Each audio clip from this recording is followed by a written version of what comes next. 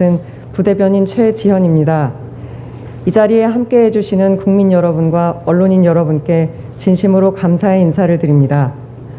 본격적인 진행에 앞서 이곳 매헌 윤봉길 의사 기념관에 대한 간단한 소개 말씀을 올리겠습니다. 윤봉길 의사의 자유투혼과 열망은 위대한 의거의 동력이었고, 그것은 대한민국 헌법 가치인 자유민주주의의 수호와 확장 정신으로 이어져 왔습니다. 오늘 이곳 매헌 기념관을 행사 장소로 선택한 것은 자유에 대한 매헌의 신념과 투혼을 기리고 단련하기 위해서입니다. 오늘 자리는 먼저 윤석열 전 총장이 공정과 상식으로 국민과 함께 만드는 미래에 대해 말씀드린 후 언론인 여러분과 대화하는 시간을 갖는 순서로 진행됩니다. 이제 윤석열 전 검찰총장의 국민 기자회견을 시작하겠습니다.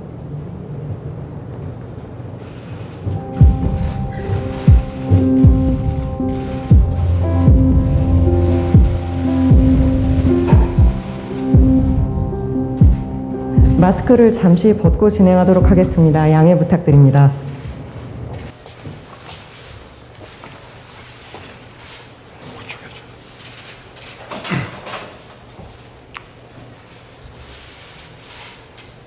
존경하는 국민 여러분, 지난 3월 초 공직에서 물러난 후 많은 분들을 만났습니다.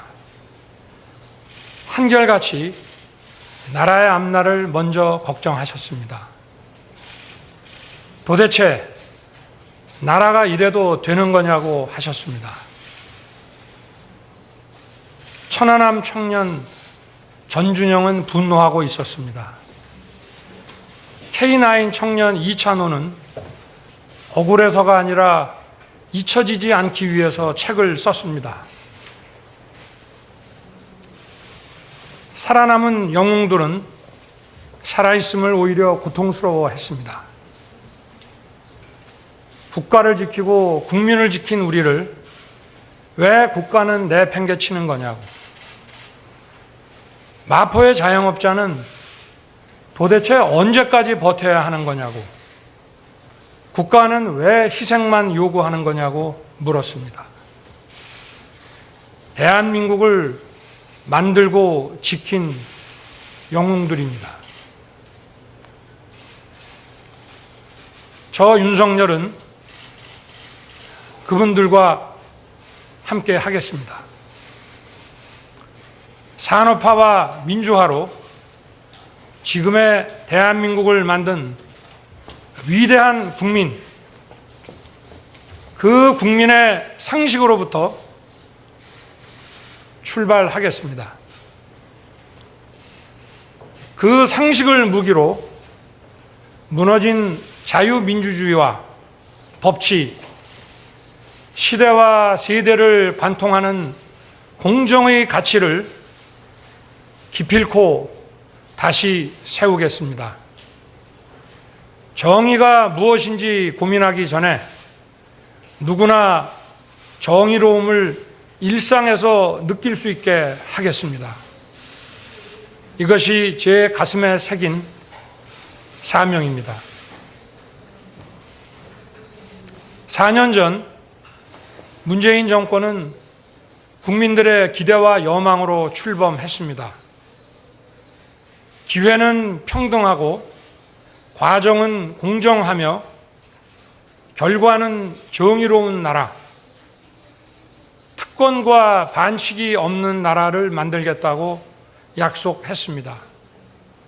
우리 모두 똑똑히 기억하고 있습니다. 그런데 그동안 어땠습니까? 경제 상식을 무시한 소주성, 시장과 싸우는 주택정책, 법을 무시하고 세계 인류 기술을 사장시킨 탈원전, 매표에 가까운 포퓰리즘 정책으로 수많은 청년, 자영업자, 중소기업인, 저임금 근로자들이 고통을 받았습니다. 정부 부채 급증으로 변변한 일자리도 찾지 못한 청년 세대들이 엄청난 미래 부채를 떠안았습니다.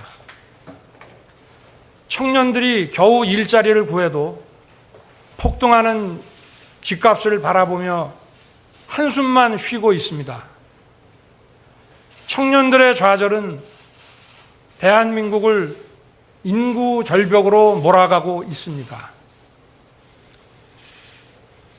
국민을 네 편, 네 편으로 갈라 상식과 공정, 법치를 내팽개쳐 나라의 근간을 무너뜨리고 국민을 좌절과 분노에 빠지게 하였습니다.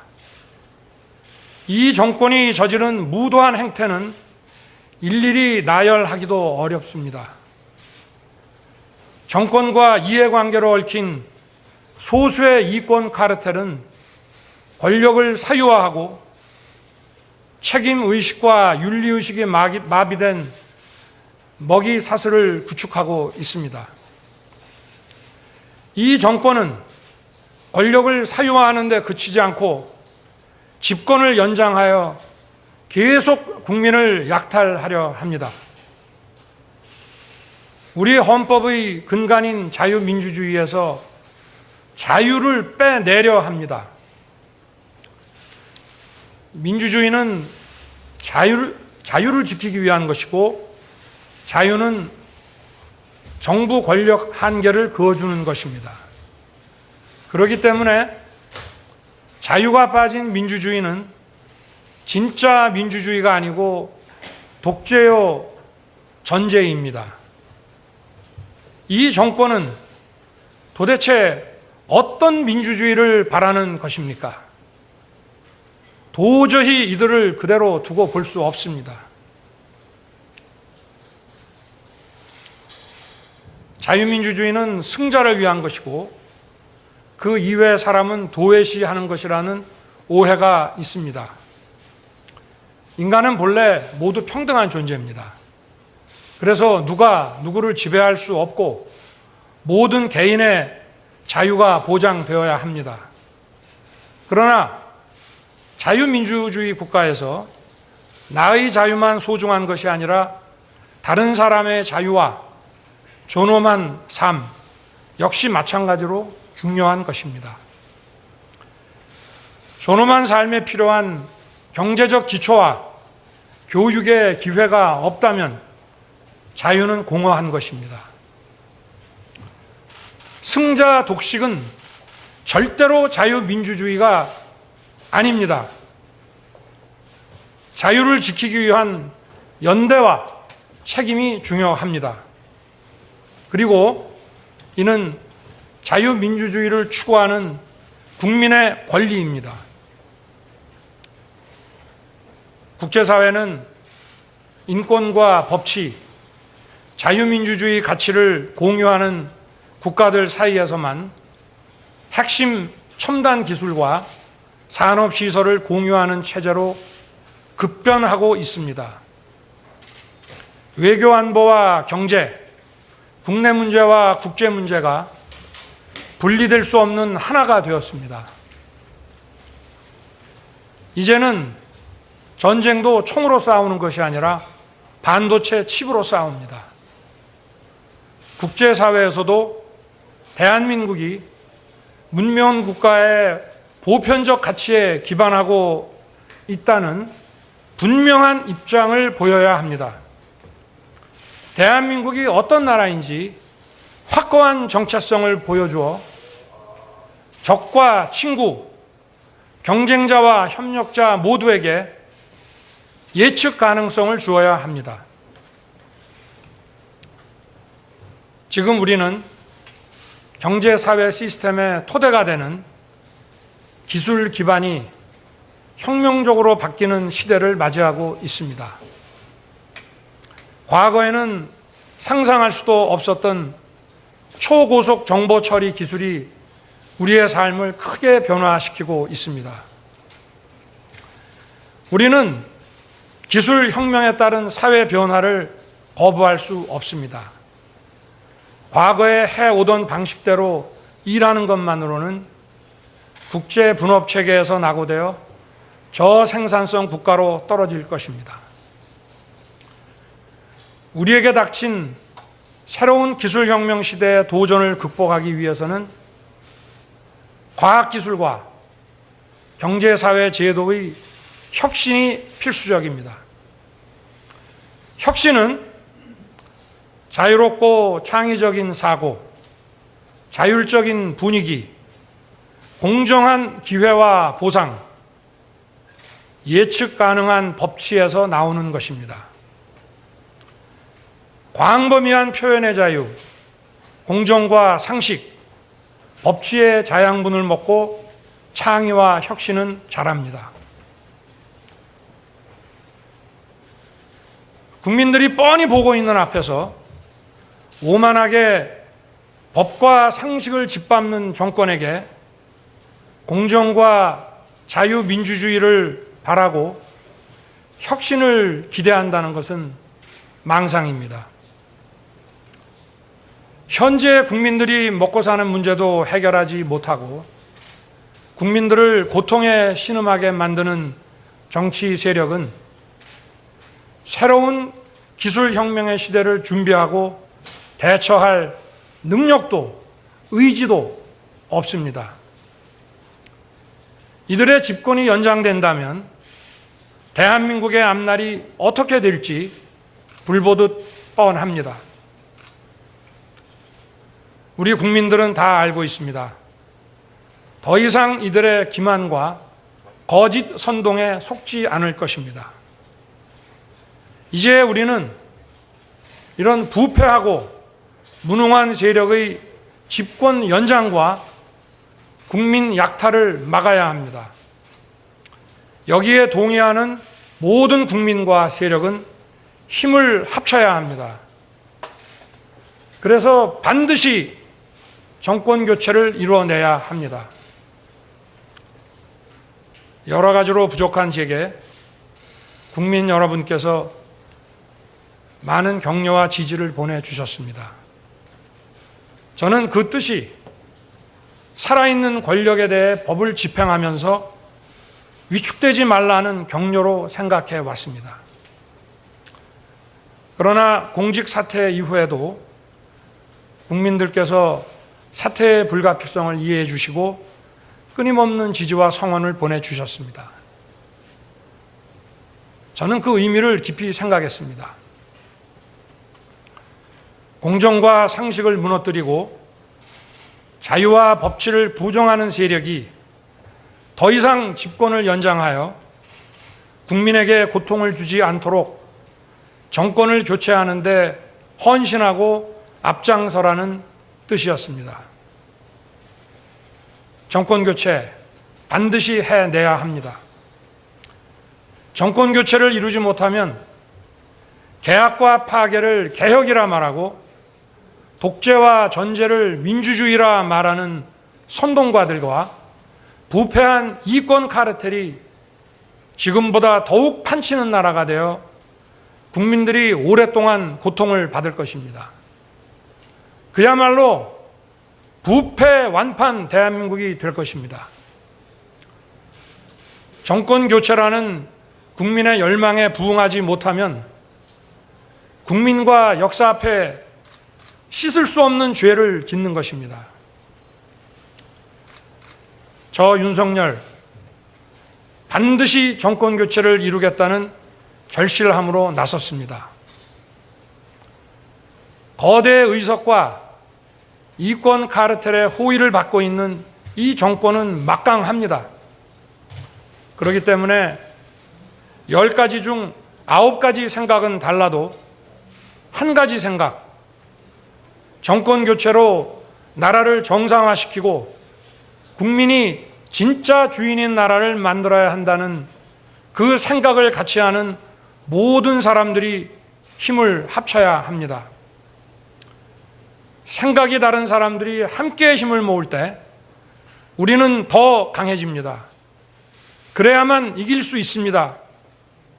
그러면 빼앗긴 주권을 되찾아 올 수 있습니다. 저는 정치 일선의 경험은 없습니다. 그러나 인사권을 가진 권력자가 아니라 국민의 뜻에 따라 오로지 국민만 바라보고 일해야 한다는 신념으로 26년의 공직 생활을 했습니다.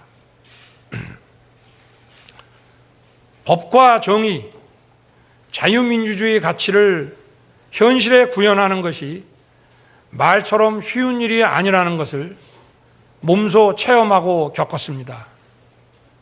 국민들께서 그동안 제가 공정과 법치를 실현하는 과정에서 겪은 일들을 다 보셨습니다. 정치는 국민들이 먹고 사는 현안을 해결하고 미래를 준비하는 일입니다. 우리의 현안을 해결하고 미래를 준비하는데 공정과 법치는 필수적인 기본 가치입니다. 이러한 가치를 바로 세우는 것이 국민을 위한 정치의 시작입니다. 국민 여러분, 저는 국민과 국가의 미래를 위해 모든 것을 바치고 헌신할 준비가 되었음을 감히 말씀드립니다.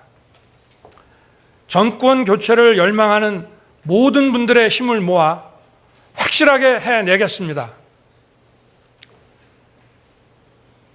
우리의 미래를 짊어진 청년들이 분노하지 않는 나라, 국가를 위해 희생한 분들이 분노하지 않는 나라, 산업화에 일생을 바친 분들이 분노하지 않는 나라, 민주화에 헌신하고도 묵묵히 살아가는 분들이 분노하지 않는 나라, 세금을 내는 분들이 분노하지 않는 나라를 만들겠습니다. 그리고 청년들이 마음껏 뛰는 역동적인 나라, 자유와 창의가 넘치는 혁신의 나라, 약자가 기죽지 않는 따뜻한 나라, 국제사회와 가치를 공유하고 책임을 다하는 나라를 반드시 만들겠습니다. 위대한 국민 여러분, 우리는 할 수 있습니다. 힘내십시오. 감사합니다.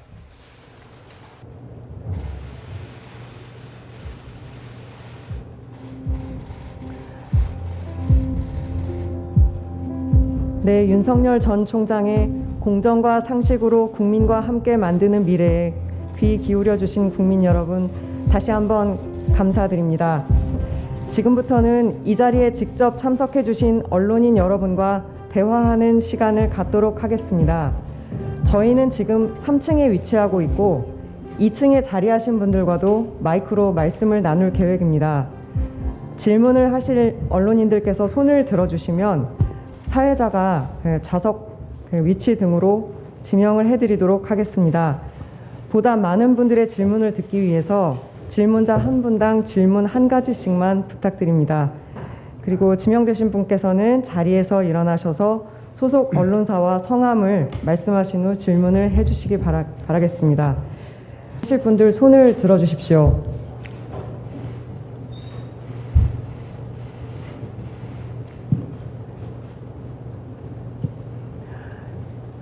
왼쪽 열 세 번째 줄에 그 제일 복도 쪽에 앉으신 회색 자켓 입으신 기자님.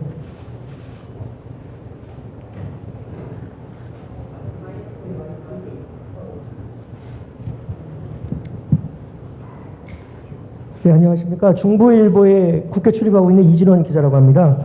유력한 라이벌인 이재명 경기도지사도 7월 1일 날 출마를 선언을 합니다. 두 분 다 공정을 화두로 제시하고 계시는데요. 이 지사 같은 경우에는 공정과 관련해서 기본소득을 화두로 띄우고 있는 것 같습니다. 우리 윤 전 총장님께서는 어떤 화두를 공정의 키워드로 제시하실지가 궁금합니다.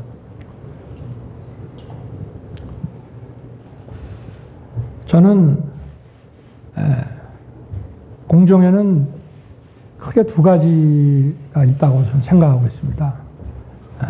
하나는 어떤 특정 분야에서 또는 특정 시장에서 공정한 룰에 따라 그 경쟁하고 거기에 따라 어떤 그 보상이 주어지는 그런 공정이 있고, 또 국민 전체, 또 국민 한 분 한 분의 생애 전 주기에 그 기회의 그 공정이 있다고 저는 봅니다. 지금은 우리 청년 세대는 뭐 취업이라든가 뭐 입시라든가 이런 데 있어서 그 어떤 불공정을 많이 느끼기 때문에 어떤 특정 분야에서 공정한 경쟁을 그 공정의 최우선 가치로 생각하시고 있는 것 같습니다. 그러나 국가와 정부를 운영하는 입장에서 본다면 국민들이 생애 전 주기에 자기들이 더 발전할 수 있는 그런 기회의 균등이, 공정한 기회의 보장이 또 큰 차원에서 이루어져야 된다고 봅니다.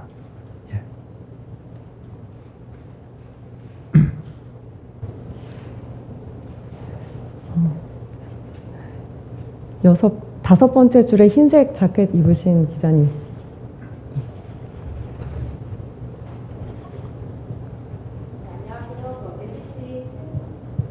네, MBC 신수아라고 합니다. 먼저 질문드리고 싶은 거는 이제 준비하시는 과정에서 장모가 누구한테 10원 한 장 피해 준 적 없다라는 발언이 기사화된 적이 있는데 이 발언은 좀 어떻게 나온 건지 궁금하고요. 그리고 수사와 재판이 진행 중인 상황에서 이 발언이 전직 검찰총장님이시자 유력 대권 주자로서 좀 부적절하다는 지적은 좀 어떻게 생각하시는지 궁금합니다. 저도 그런 표현을 한 적이 없는데 그게 어떻게 나왔는지는 잘 모르겠습니다만은 저는 검사로 재직하는 동안이나 그 이후에나 법 적용에는 절대 예외가 있을 수 없다는 그 신념으로 일을 해왔습니다. 그리고 뭐 제 친인척이든 또는 뭐 어떠한 지위와 위치에 있던 분들이건 간에 수사와 재판, 법 적용에 있어서는 예외가 없어야 된다는 생각에 변함이 없고요. 그리고 다만 저도 그 검찰총장 시절에 많이 강조를 했습니다마는 그 법 집행이라고 하는 것은 국민들이 납득할 수 있게 공정하게 이루어져야 한다. 그래서 공정한 절차가 담보돼야 하고 그 공정한 절차에 따른 법 집행에는 누구도 예외가 있을 수 없다. 이렇게 말씀을 드리겠습니다.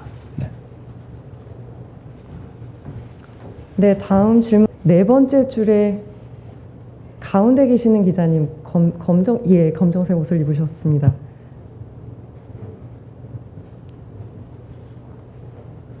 네, 경북일보 이기동 기자입니다. 현재 최근 여론조사상 보면 여권에서는 이재명 경기지사가 선두권을 달리고 있고 야권에서는 우리 총장님께서 지금 1위를 달리고 계신데 그 이재명 지사를 좀 평가를 한 말씀, 이재명 지사에 대해서 어떻게 생각하고 계신지 한 말씀 부탁 좀 드리고 싶고요. 그다음에 지역적으로 박근혜 전 대통령 지지 기반인 TK에서도 총장님에 대한 어떤 지지율이 상당히 지금 높게 나타나고 있어요. 그 이유를 뭐 자체적으로 평가를 한번 해주십시오. 이상입니다. 글쎄 제가 국민들께서 생각하시는 다른 대권 주자나 또는 저에 대해서 그 성원을 보내주시는 그 국민들의 그 생각에 대해서 이렇게 평가한다는 것은 좀 적절하지는 않는 것 같습니다만은 우리 기자분께서 물어보시니까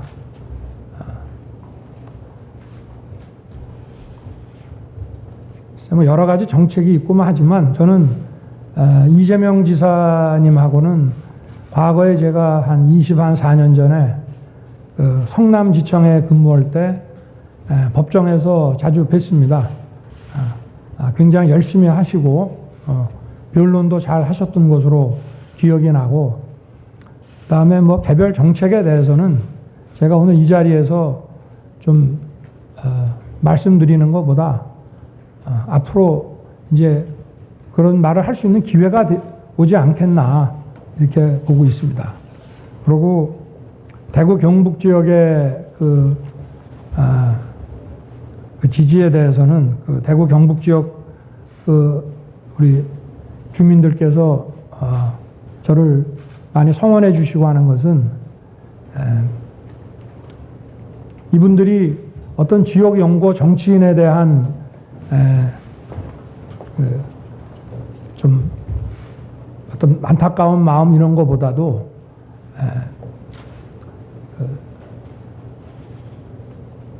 지금 이 법치와 상식이 너무 무너져 내렸으니 이거를 좀 바로 세워 달라 막 그런 취지가 아니신가. 그리고 좀 지난 얘기입니다만은 제가 이제 2013년에 그 국정원 사건으로 14년 초에 그 대구로 이제 그 전보가 돼 갔는데 저도 처음에 대구가 제가 이제 초임지고 그 다음에 부장을 대구에서 했고 3번째 근무였습니다. 그런데 이 지역 분들이 나를 좀 좋아 안 하시겠다 이렇게 생각을 했는데 또 의외로 또 많은 분들이 격려를 해주시고 힘을 내라고 응원도 해주시고 그렇게 하셨습니다. 막 그런 것에 좀 연장선상이 아닌가. 그 지역 주민들도 그 법을 집행하는 데 있어서 그게 법과 절차에 위배되지 않은 것을 했다면은 어떤 정치적인 감정이나 뭐 이해득실 같은 것보다는 그런 점을 더 우선시하지 않으셨나. 그렇게 뭐 더는 말씀드리기가 어렵고 제 그냥 개인적으로 든 느낌을 그렇게 말씀드리겠습니다. 네. 네, 이번에는 좀 뒤쪽에 앉으신 오른쪽 열에 제일 뒤에 앉아 계신 흰색 옷 입으신 기자님. 안녕하세요. SBS 이현영 기자라고 합니다. 저 총장님께서 총장직을 사퇴하시고 지금 몇 개월 만에 이렇게 대권 후보로 직행하시게 됐는데 검찰에 계시면서 하셨던 수사 등에 대해서 정치적 중립성 논란은 피할 수 없을 것 같은데 여기에 대해서 어떻게 생각하시는지 궁금합니다. 저는 제가 뭐 중앙지검장 때 일한 거는 좀 시간이 흘렀으니까 제가 2019년 가을부터 검찰총장으로서 수사한 그 내용들은 그것이 법과 원칙에 따라서 이루어진 것을 여러분들이 다 보시지 않았을까 싶습니다. 네. 혹자는 정치를 하기 위해서 일부러 그런 수사를 한 거 아니냐라고 얘기를 하시지만 모든 사건들이 다수의 그 국민과 단체들이 또 국가기관에서 고발한 사건을 절차 원칙에 따라서 한 거 이외에는 없습니다. 그리고 저 자신도 검찰이 과거처럼 어떤 그 단체나 그 사람에 대해서 장기간 내사해가지고 인지수사하는 것에 대해서는 저도 검사 생활을 해오면서 이런 거는 좀 자제하는 게 좋겠다 해서 제가 총장 시절에는 그런 수사는 가급적 억제를 해왔고 여러분들이 아시는 그 대부분의 사건들은 그렇게 처리하지 않으면 그거는 검찰로서의 그 국민들이 기대하는 기능을 충족할 수 없는 것이기 때문에 저희들도 원칙과 상식에 따라서 일을 했다고 저는 자부합니다. 네. 저 이번에 안녕하세요. 공보팀장 우승봉입니다. 2층에 계시는 기자님께도 질문을 부탁드리겠습니다. 질문하고자 하시는 분은 손을 들어주십시오. 예, 제일 앞에 계시는 기자님부터 하도록 하겠습니다. 마이크 좀 전달해 주세요.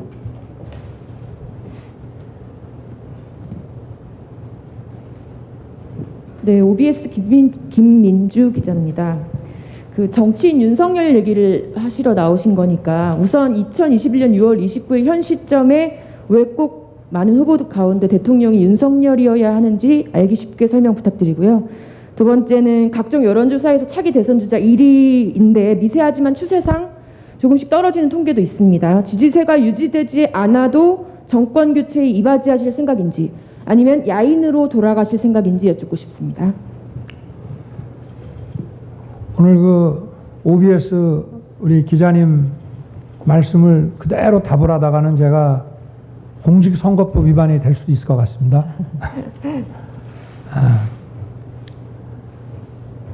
저 아니면 안 된다 그런 거는 절대 아닙니다.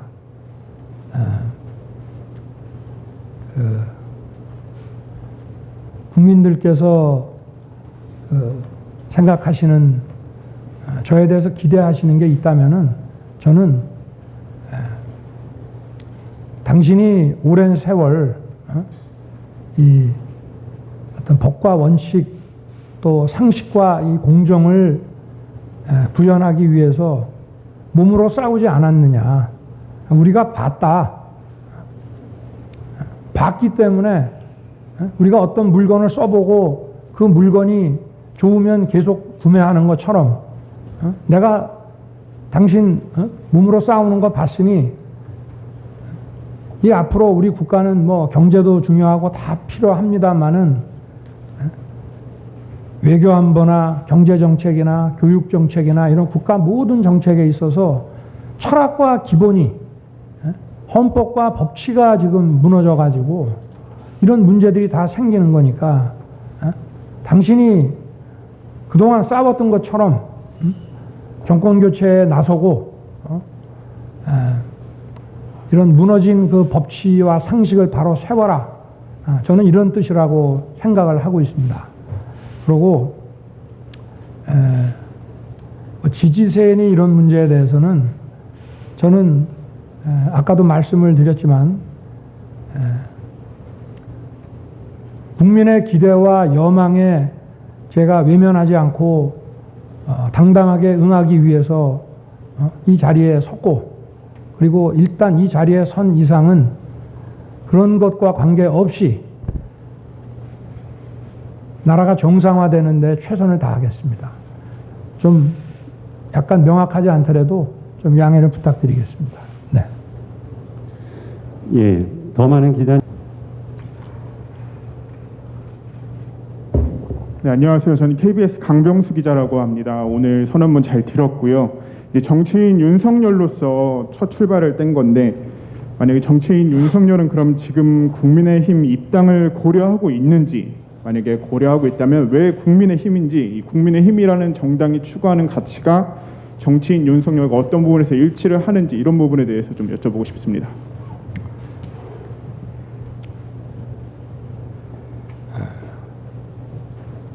아까 제가 그 국민께 드리는 말씀에서 언급을 했습니다마는 저는 자유를 굉장히 중시합니다. 우리가 인류 역사를 보더라도 자유가 보장된 도시는 번영을 이뤘습니다. 그리고 강했습니다. 그러나 자유라는 것은 내 자유만이 중요한 것이 아니라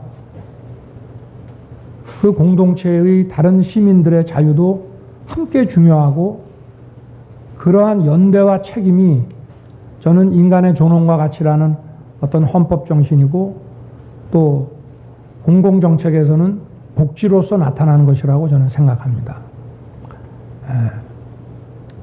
국민의힘이라는 정당이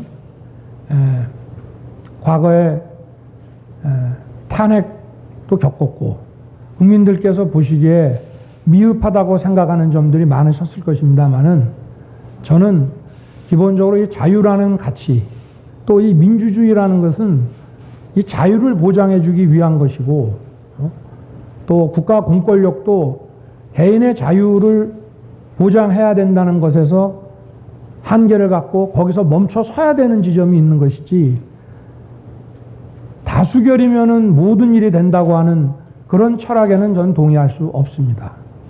그렇기 때문에 그 정치 철학 면에서는 국민의힘과 제가 생각을 같이 하고 저는 국힘을 지지하지 않는 분이라 하더라도 저는 보수냐 진보냐 중도냐 이런 말을 별로 쓰고 싶어 하지 않지만 어쨌든 이 지성과 상식을 가지고 국가가 운영돼야 된다고 생각하시는 분들은 이런 자유민주주의라는 가치에 전부 동의하지 않으실까 생각을 합니다. 저는 그 안에서 진보도 있고 보수도 있는 거라고 저는 생각을 합니다. 그리고 향후에 제 정치 행보에 대해서는 이미 제가 이 자리에 서기 전에 말씀을 다 드렸기 때문에 그것으로 좀 가름할 수 있지 않겠나 싶습니다. 네. 예, 또 질문 받아보도록 하겠습니다. 같이 앉으셨는데 두 분 중에 어느 분이 하시겠습니까? 예, 알겠습니다. 예, 안녕하세요. 저 아주경제 김도영 기자라고 합니다. 노태우 정부 때 김기춘 검찰총장하고요, 김영삼 정부 때 김도훈 검찰총장 이후로 첫 검찰총장의 정치 참여인데요. 그동안 검찰총장을 역임했던 분들이 정치를 하지 않았던 거는 이제 검찰의 독립성을 지키기 위해서라고 생각하는데 이런 견해에 동의하시는지 궁금하고요. 또 총장님의 대선 출마로 인해서 검찰의 독립성이 훼손된다는 지적에 대해서는 어떻게 생각하시는지 궁금합니다.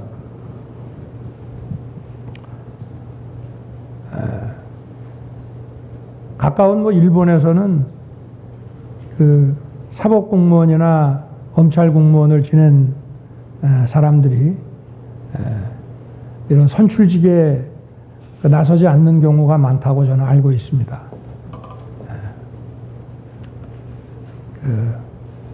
검찰의 정치적 중립이라는 것도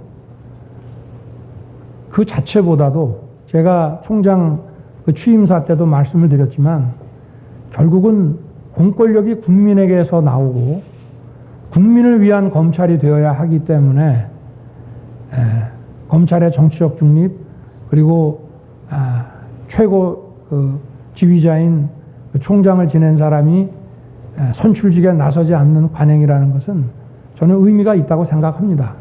그러나 그것이 절대적인 원칙은 저는 아니라고 생각하고 있고요. 제가 이 정치에 참여하게 된 이 계기에 대해서는 아까 국민께 드리는 말씀에서 어느 정도 설명을 드렸고, 국민들의 어떤 법치와 상식을 되찾으라고 하는 그런 여망을 제가 외면할 수 없고, 또 제 헌신을 다 해서 혼신을 다해서 제가 이 일을 해야 된다는 그런 생각을 하게 됐습니다. 그래서 사법 검찰 공무원이 선출직에 나서는 것이 맞냐 안 맞냐에 대한 논란은 제가 볼 때는 일반적으로는 관행상 하지 않아 왔지만 특별한 경우에는 또 국민이 기대하고 결국 국민이 판단하실 문제가 아닌가 그렇게 생각을 하고 있습니다. 네. 예, 추가로 한 두 분 정도만 더 받아보도록 하겠습니다. 네, 시사인 문흥현 기자입니다. 3월 검찰총장직 사퇴하실 때 기자들 앞에서 하셨던 말이 좀 더 구체화됐다는 느낌을 받았는데요. 현 정부 문제점 짚어주셨고 어떻게 해결해야 하는지에 대해서 말씀을 해주셨는데, 근데 그때도 그랬고 지금도 마찬가지로 그 역할을 왜 윤석열 검찰총장이 해야만 하는지에 대한 설명이 좀 다소 추상적이라는 느낌이 듭니다. 어떤 무너진 법치와 상식 바로 세워달라는 국민 요구가 있다는 것 외에 왜 정치 참여를 해야겠다고 직접 본인께서 생각을 하셨는지 그 이유를 조금 더 구체적으로 설명해 주셨으면 좋겠고요. 좀 괜찮으시다면 계기가 있다면 그렇게 좀 설명을 해주셨으면 좋겠습니다. 그리고 박근혜, 이명박 전 대통령과 이재용 부회장 사면에 대한 의견도 함께 여쭙고 싶습니다. 정치 참여에 관한 얘기는 몇 분 기자분들께서 질문을 하셔서 제가 답변을 좀 드린 것 같고요.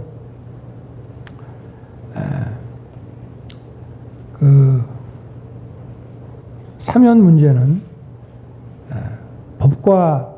법을 적용하는 문제가 아니고 그거는 국민들의 민심을 살펴서 정치적으로 결단해야 되는 그런 문제입니다. 먼저 그 이재용 씨 사면 문제는 지금은 논의되는 게 사면 문제가 아니라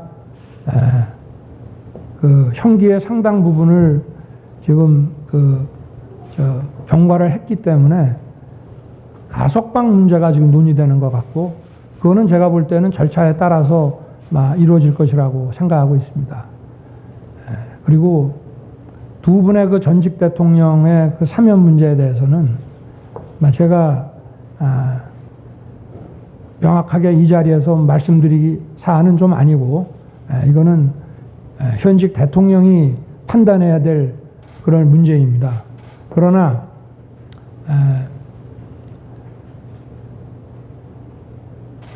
그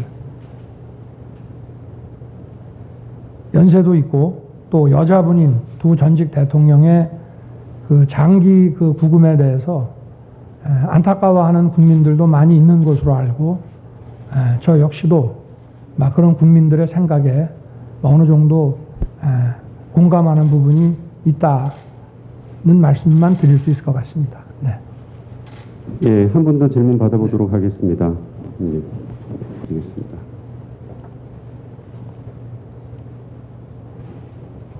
네, 연합뉴스TV 방현덕입니다. 국민의힘 입당에 대해서 말씀해 주셨는데요. 좀 더 구체적으로 국민의힘 대선 경선에 참여를 할 의사가 있으신지, 또 참여를 하시면은 참여 시점은 정시에 하시는지 아니면은 이른바 택시론처럼 뒤에 하실 생각도 있으신지 궁금하고요. 또 비슷한 문제의식으로 사퇴한 최재형 감사원장도 있습니다. 연대 가능성 어떻게 한번 기대해 볼 수 있겠습니까? 그 문제에 대해서는 제가 지금 이 자리에서 답변 드리기 어려울 것 같습니다. 네, 죄송합니다. 네. 예, 2층 계속 손들어 주셨던 두 번째 계신 기자님. 네, 저 일본 NHK 김민우 기자라고 합니다. 지금 한일 관계가 사상 최악이라고 여겨질 정도로 굉장히 악화가 되어 있는데, 이런 한일 관계 개선을 위해서 좀 어떻게 할 생각이다라는 총장님의 생각을 말씀해 주시면 감사하겠습니다.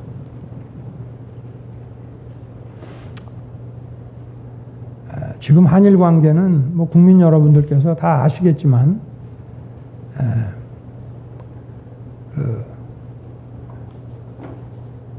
수교 이후에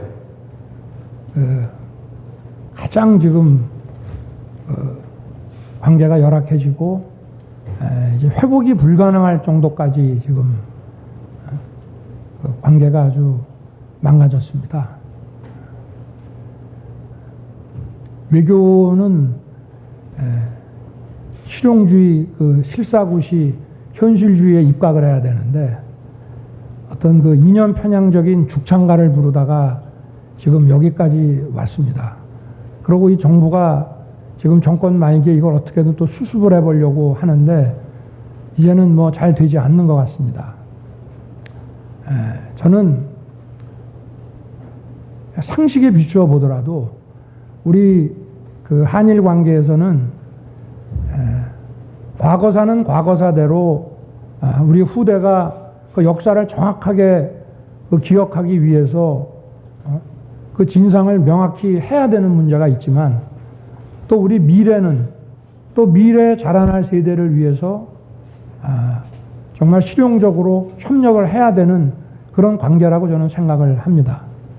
지금 여러 가지 한일과의 관계가 이 정부 들어와서 망가진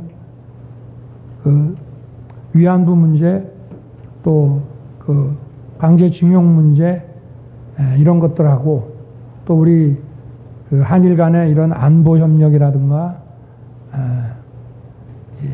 또 경제 무역 문제, 이런 현안들을 전부 다 같이 하나의 테이블에 올려놓고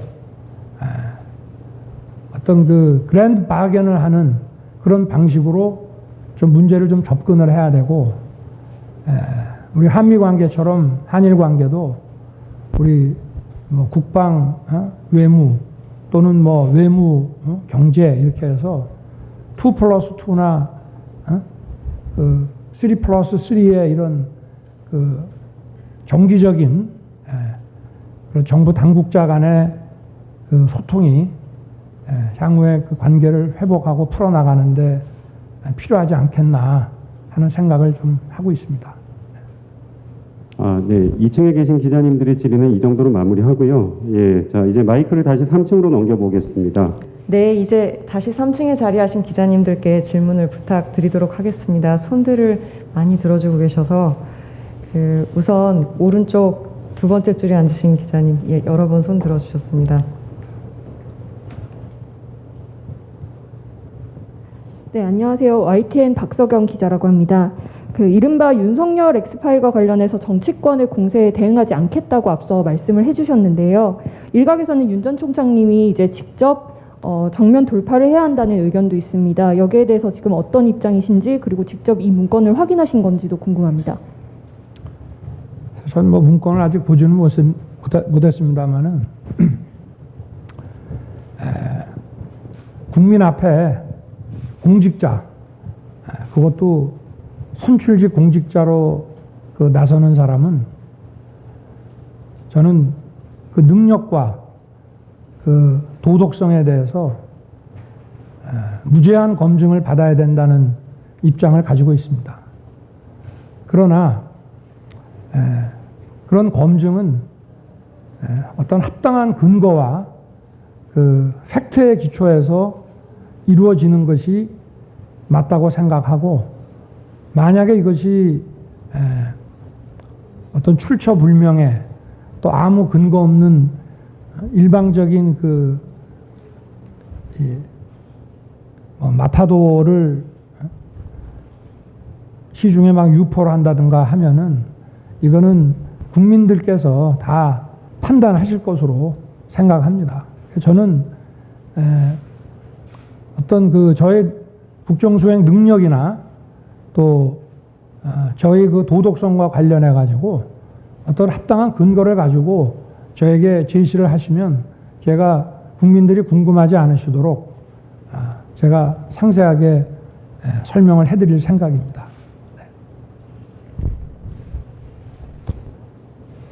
그 검정색 옷 입으신, 예, 제일 복도 측에 계신 기자님 부탁드립니다. 네, CBS 이정주 기자라고 합니다.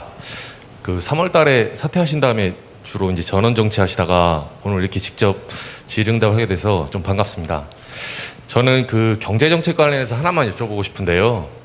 그 오늘 입장문 내시면서 그 공정과 상식이 통하는 세상, 그리고 이 현 정부의 어떤 가장 문제점 중에 하나가 미친 듯이 오르는 집값, 그리고 시장과 싸우는 주택 정책, 뭐 이런 식으로 좀 지적을 하셨어요.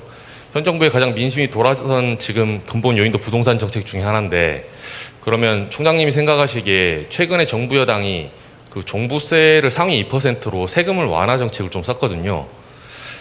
이제 부동산 정책은 뭐 더 잘 아시겠지만 세제 정책, 그리고 대출, 금융 정책, 공급 정책 세 개가 이제 맞물려 돌아가는데, 세제에 있어서는 현 정부가 기조를 양보했다는 이런 비판이 좀 이래요.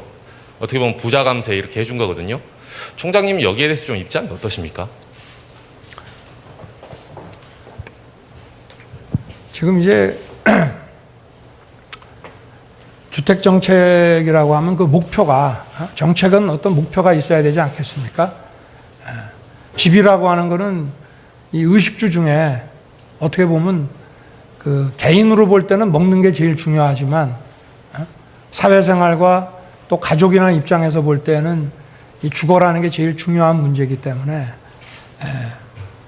가격을 안정시키고 가격을 떨어뜨리겠다는 생각만 가지고는 저는 어렵다고 봅니다. 가격이 예측 가능하고 안정되고 오르더라도 서서히 오르고 또 가격이 떨어지더라도 서서히 떨어져야 거기하고 맞물린 다른 금융이라든가 이런 문제하고도 다 원만하게 사회에 어떤 부작용을 주지 않는 것인데, 종부세를 뭐 감세하고 그 종부세를 상향시켜 가지고 상위 1%로 상향시키냐 안 시키느냐의 그 문제는 저는 큰 의미는 없다고 봅니다. 이 종부세라는 것을 다시 전면적으로 재검토를 해야지, 종부세에 대한 여론이 안 좋으니까 그거는 아주 최고의 부자들한테만 때릴 테니까 그건 걱정하지 마라, 이게 중요한 것이 아니고, 국민들이 안정된 예측 가능한 집값을 가지고 필요할 때 필요한 종류의 주택을 용이하게 취득할 수 있게 해주는 것이 저는 중요하다고 생각을 합니다. 이렇게 가름하겠습니다. 네. 줄에 보라색 옷 입으신 기자님.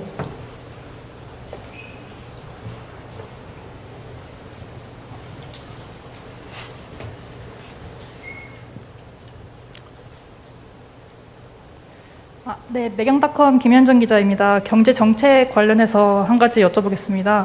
그 경제 정책 관련돼서 좀 구상안이 궁금한데요. 그 어떤 정책 기조를 가지고 계신지, 또 복지와 성장 그 둘 중에 어느 것에 좀 방점을 찍고 있고, 좀 구체적인 정책 캐치프레이즈가 어떻게 되는지 좀 여쭤보고 싶습니다.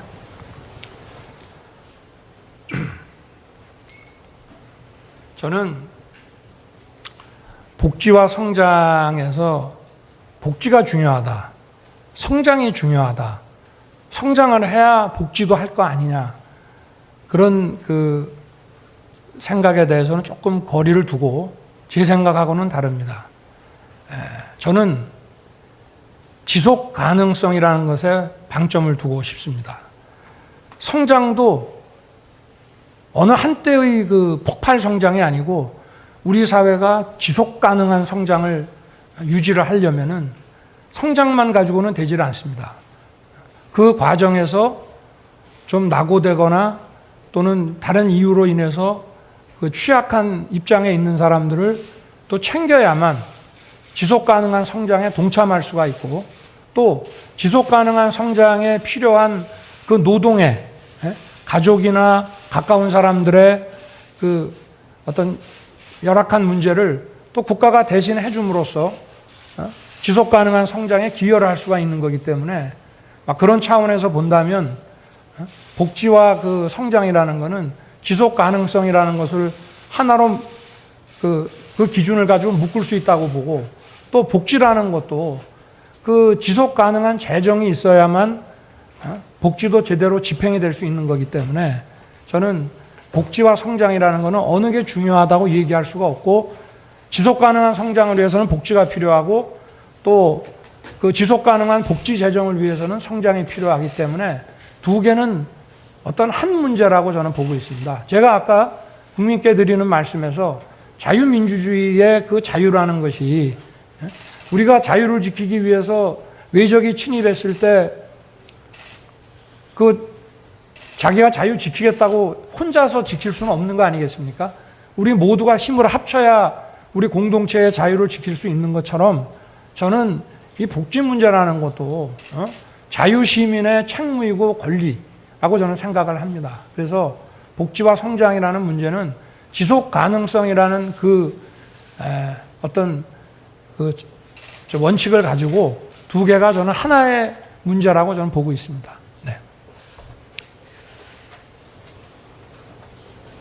네, 한 더 부탁드리도록 하겠습니다. 아까 사실 가장 먼저 손을 들어주신 분이 계셔서 왼쪽 열에 네 번째 줄에 조금 더 저 바깥쪽에 계시는 예. 네, 안녕하십니까. 신화일보 석대성이라고 합니다. 문재인 정부에서 내세웠던 것 중에 하나가 검찰개혁이었는데, 이 검찰개혁에 대해서는 어떤 생각을 갖고 계셨는지 궁금하고요. 혹시 반감을 갖고 계시진 않았는지, 반감이 있으셨다면 언제부터 반감을 갖고 계셨었는지 궁금합니다. 그리고 회견문 통해서 문재인 정부 지난 4년 총체적으로 비판을 해주셨는데, 점수를 매기자 그러면은 몇 점 주실 수 있는지도 궁금합니다.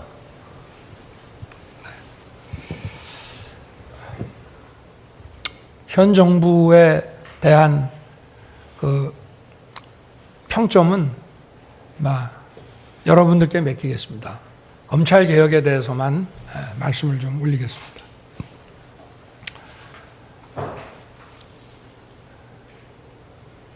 저는 검찰 개혁을 반대한 적이 없습니다. 그리고 지금 2019년에 소위 민주당 백혜련 안으로 저게 패스트 트랙에 올라타서 검찰개혁 법안이 올라갈 때에도 저는 검찰의 구성원으로서 당시에 그 법안을 반대하는 사람도 있었지만 저는 불가피한 것으로 보고 그 법안에 대해서 지지를 했습니다.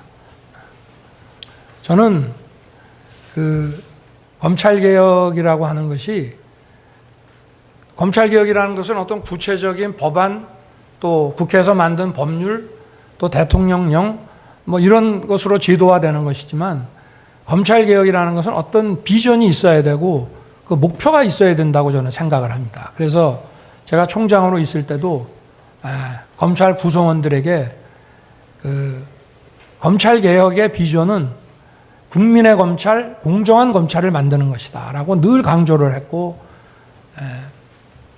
국민의 검찰이라는 것은 제가 아까도 말씀드렸지만 이 검찰 구성원들이 인사권자, 권력자를 보지 않고 여러분들의 여러분들께 그 일을 맡기는 의뢰인이 국민이라고 생각하라.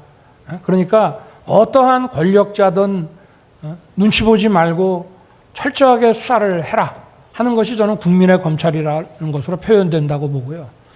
공정한 검찰 역시 국민의 검찰에서 나오는 건데 이거는 이제 강자보다는 좀 약자에 대해서 우리가 이제 법 집행을 할 때의 문제라고 저는 보고 있는데 이 권력이 국민으로부터 나온 것이기 때문에 국민을 상대로 이 검찰보다 좀 그 사회적 힘이 약한 국민을 상대로 법 집행을 할 때 그 상대방에게 공정한 기회를 주어가면서 수사와 재판 과정에서 페어플레이를 하라. 저는 이 두 가지가 검찰개혁의 비전이고 철학이라고 저는 생각을 하고요. 나머지 아마 저는 이 정부가 그 법안을 만들 때도 국민들에게는 이런 그 철학을 아마 호소를 하면서 법안을 통과시킨 게 아닌가 싶은데 이거는 결국 사회적 또 경제적 또 정치적 강자를 어떤 방탄을 만들기 위해서 해서는 안 되는 거라고 저는 생각을 합니다. 그래서 제가 2019년에 그 총장 인사청문회 할 때 공수처에 대한 그 질의를 받았을 때도 제가 국가의 그 사정 그 기능과 그 총량이 줄어들지 않고 더 는다는 전제하에서 나는 공수처를 찬성한다고 제가 말씀을 드렸습니다. 공수처가 뭐 검사를 수사하고 다 좋습니다. 그러나 권력의 비리를 제대로 감시하고 또 열악한 국민을 상대로 법 집행을 할 때는 더욱 공정한 기회를 보장해 주면서 가야 된다. 저는 이것이 검찰개혁의 요체라고 생각하고 아마 제가 쉬운 말을 너무 어렵게 지금 말씀을 드리는 건데 국민 여러분께서도 제가 좀 너무 어렵게 말씀드려서 그런지 모르지만 아마 여기에 대부분 동의하시지 않겠나. 그래서 그런 차원의 검찰개혁이라면은 그걸 반대한다는 거는 저는 정상이 아니라고 생각합니다.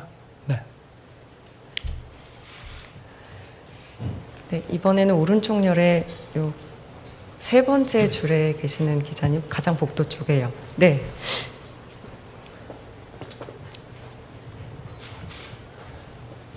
아시아 뉴스통신의 박신은 기자인데요. 그 총장님이 일단 지금 남한의 국가 지도자로 나서겠다고 선언을 하셨잖아요. 오늘이 연평해전 19주년이 발발한 날인데. 저 기자님 말씀을 조금 더 크게 좀. 연평해전 19주년이 반발한 날이잖아요. 김정은 위원장이 민족의 지도자로서 총장님한테 파트너로 생각을 하시는지, 총장님의 정치적 신념인 자유, 억압을 탄압하는 독재자로 생각하시는지 그 의견을 듣고 싶습니다.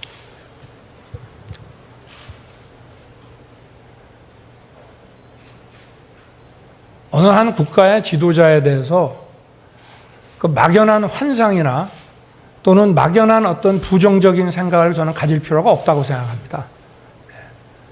그 국가를 끌고 나가고 어떤 그 국가적인 행위를 하는 것을 저희가 보고 판단해야 될 문제이지.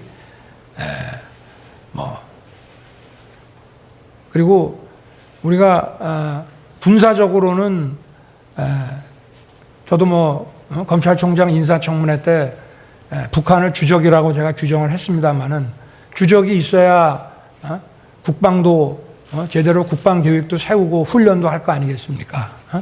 적의 실체가 어떤지를 알아야 그 나라의 작전과 군사 상황을 알아야 우리가 대처를 할 수 있기 때문에. 그러나 군사적으로 주적이라고 해서 우리가 한반도에 이런 지속적인 그 평화를 구축해 나가는데 협력할 거는 협력하고 저는 이렇게 해야 된다고 생각합니다. 그 왼쪽에 두 번째 열에 그 회색 셔츠 입으신 기자님, 네, 부탁드립니다.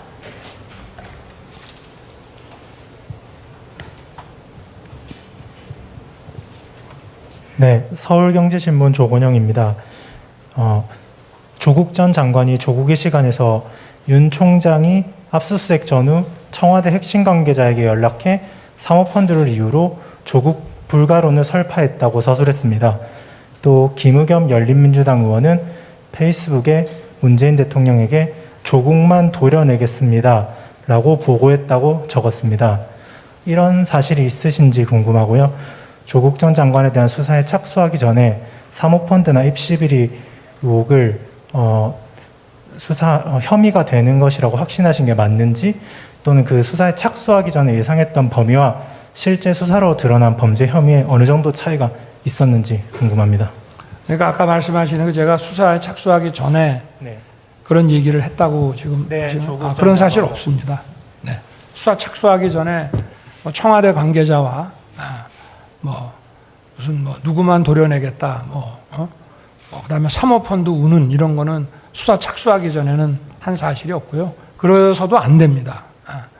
수사 착수라는 게 이제 압수수색으로 시작이 됐는데 압수수색을 하기 전에 그걸 예고하는 그런 시그널을 준다는 거는 그거는 수사의 그 상식에 반하는 거기 때문에 그렇게 좀 이해해 주시면 될 것 같습니다. 네. 기자님들 중에 네 번째 줄 가운데 계시는 셔츠 입으신 기자님 부탁드립니다. 네, 저 머니투데이 안채원 기자라고 합니다. 지금 최재형 감사원장과 자주 비교 대상이 되고 계시는데 최재형 감사원장과 비슷한 점과 다른 점은 무엇이라고 생각하시는지 간략하게 답변 부탁드립니다. 참 어려운 질문이네요.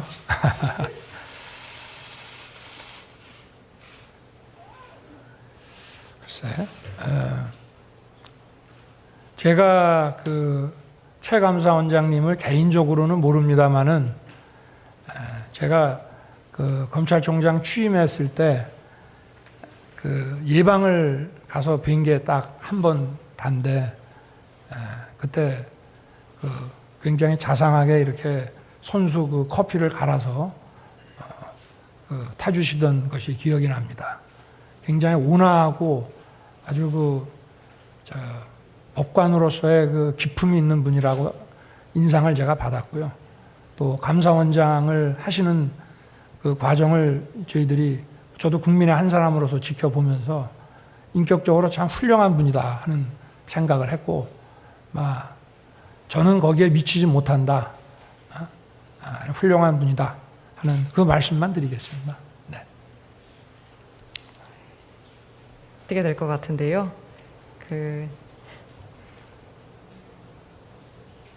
넷째 줄에 계신 흰색 셔츠 입으신 기자님 부탁드립니다.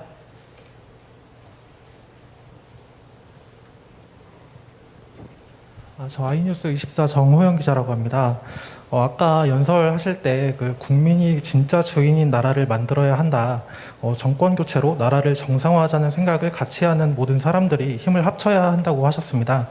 야권 통합을 위해 어떤 구체적인 구상이 있으신지 여쭙고 싶습니다. 제가 오늘 이제 첫 발을 디디고 시작을 하니까 많은 분들을 만나서 또 오랜 또 정치 사회 경험을 많이 가지신 원로분들도 만나서 제가 그분들께 어떻게 하는 것이 가장 좋은지 좀 배우겠습니다. 듣고 배우겠습니다. 그러나 국민들께 어떤 혼선을 주고 불안감을 갖게는 절대 안 할 테니까 그런 부분에 대해서는 국민들께서 염려하지 않으셔도 저는 된다고 그래 생각을 하고, 오늘 우리 기자님 말씀에 제가 질문에 직접 직답은 되지 못한 것 같지만 이 정도로 좀 이해를 해주시고 좀 부탁드리겠습니다. 네. 네, 오늘 정말 다양한 말씀을 많이 나누셨는데요. 우선 마무리를 하도록 하겠습니다. 앞으로 더 많은 기회를 통해서 국민 여러분과 언론인 여러분 함께 마주하며 소통하는 시간을 갖도록 노력하겠습니다. 긴 시간 함께 해주신 여러분께 고개 숙여 감사의 인사를 드립니다. 끝으로 윤석열 전 총장이 언론인 여러분들께 직접 감사의 인사를 전하고자 합니다. 잠시 기다려주시면 감사하겠습니다.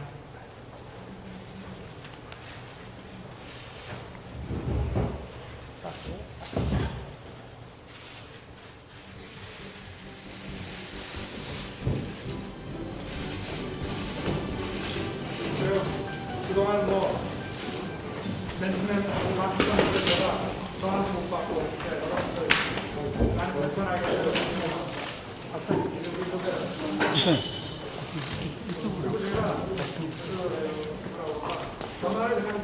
잠깐만요.